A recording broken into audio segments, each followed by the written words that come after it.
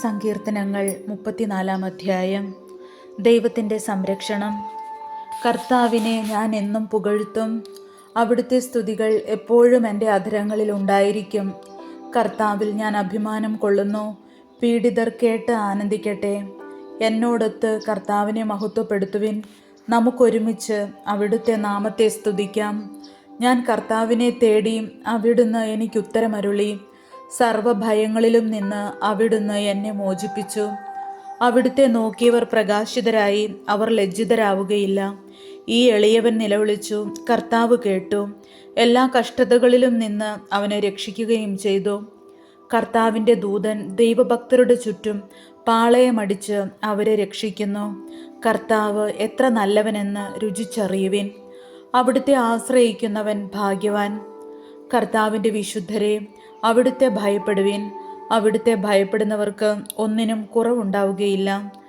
സിംഹക്കുട്ടികൾ ഇര കിട്ടാതെ വിശന്നു വലഞ്ഞേക്കാം.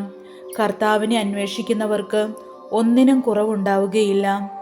മക്കളെ, ഞാൻ പറയുന്നത് കേൾക്കുവിൻ. ദൈവഭക്തി ഞാൻ നിങ്ങളെ പരിശീലിപ്പിക്കാം.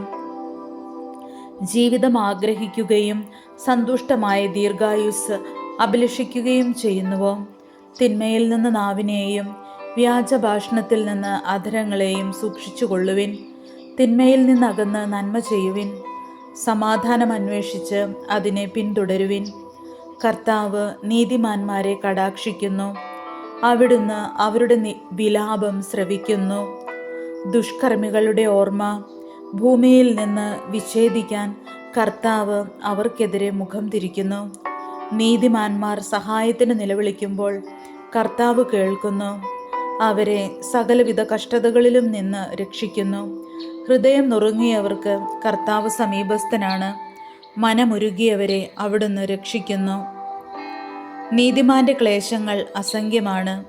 അവയിൽ നിന്നെല്ലാം കർത്താവ് അവനെ മോചിപ്പിക്കുന്നു. അവൻ്റെ അസ്ഥികളെ കർത്താവ് കാത്തു സൂക്ഷിക്കുന്നു. അവയിലൊന്നുപോലും തകർക്കപ്പെടുകയില്ല. തിന്മ ദുഷ്ടരെ സംഹരിക്കും. നീതിമാന്മാരെ ദ്വേഷിക്കുന്നവർക്ക് ശിക്ഷാവിധി ഉണ്ടാകും. കർത്താവ് തൻ്റെ ദാസരുടെ ജീവനെ രക്ഷിക്കുന്നു. അവിടുത്തെ ശരണം പ്രാപിക്കുന്നവർ ശിക്ഷയ്ക്ക് വിധിക്കപ്പെടുകയില്ല. സങ്കീർത്തനങ്ങൾ 35 അധ്യായം. കർത്താവെ, നീതി നടത്തിത്തരണമേ.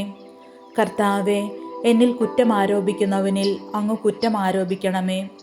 എന്നോട് പൊരുതുന്നവനോട് അങ്ങ് പൊരുതണമേ. കവചയും പരിചയും ധരിച്ച് എൻ്റെ സഹായത്തിനു വരണമേ. എന്നെ പിന്തുടരുന്നവരെ കുന്തമെടുത്ത് തടയണമേ. ഞാനാണ് നിന്റെ രക്ഷയെന്ന് എൻ്റെ പ്രാണനോട് അരുളി ചെയ്യണമേ.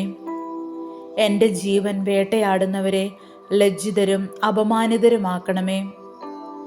എനിക്കെതിരെ അനർത്ഥം നിരൂപിക്കുന്നവർ ഭ്രമിച്ചു പിന്തിരിയട്ടെ. അവരെ കർത്താവിൻ്റെ ദൂതൻ ആട്ടിപ്പായിക്കട്ടെ. അവർ കാറ്റിൽപ്പെട്ട പതിരുപോലെയാകട്ടെ. കർത്താവിൻ്റെ ദൂതൻ അവരെ അനുധാവനം ചെയ്യട്ടെ. അവരുടെ വഴി അന്ധകാരപൂർണവും തെന്നി വീഴുന്നതുമാകട്ടെ. അകാരണമായി അവർ എനിക്ക് വല വിരിച്ചു. കാരണം കൂടാതെ അവർ എന്നെ വീഴ്ത്താൻ കുഴി കുഴിച്ചു. അപ്രതീക്ഷിതമായി നാശം അവരുടെ മേൽ പതിക്കട്ടെ. തങ്ങൾ വിരിച്ച വലയിൽ അവർ തന്നെ കുടുങ്ങട്ടെ. അവർ അതിൽ വീണു നശിക്കട്ടെ. അപ്പോൾ ഞാൻ കർത്താവിൽ ആനന്ദിക്കും. അവിടുത്തെ രക്ഷയിൽ ആനന്ദിച്ച് ഉല്ലസിക്കും. കർത്താവെ, എൻ്റെ അസ്ഥികൾ പ്രഘോഷിക്കും. അങ്ങേക്ക് തുല്യനായി ആരുണ്ട്? ബലഹീനനെ ശക്തരിൽ നിന്നും ദുർബലനും ദരിദ്രനുമായവനെ കവർച്ചക്കാരിൽ നിന്നും അങ്ങ് രക്ഷിക്കുന്നു. നീചസാക്ഷികൾ എഴുന്നേൽക്കുന്നു. ഞാൻ അറിയാത്ത കാര്യങ്ങൾ അവർ എന്നോട് ചോദിക്കുന്നു. നന്മയ്ക്ക് പ്രതിഫലമായി അവർ എനിക്ക് തിന്മ തരുന്നു. ഞാൻ നിസ്സഹായനായിരിക്കുന്നു. എന്നാൽ അവർ രോഗികളായിരുന്നപ്പോൾ ഞാൻ ചാക്കൊടുത്ത് ഉപവസിച്ച് ആത്മപീഡനമേറ്റു. ശിരസ് നമിച്ച് ഞാൻ പ്രാർത്ഥിച്ചു. സുഹൃത്തിനെയോ സഹോദരനെയോ ഓർത്ത് ദുഃഖിക്കുന്നവനെ പോലെ ഞാൻ പ്രാർത്ഥിച്ചു.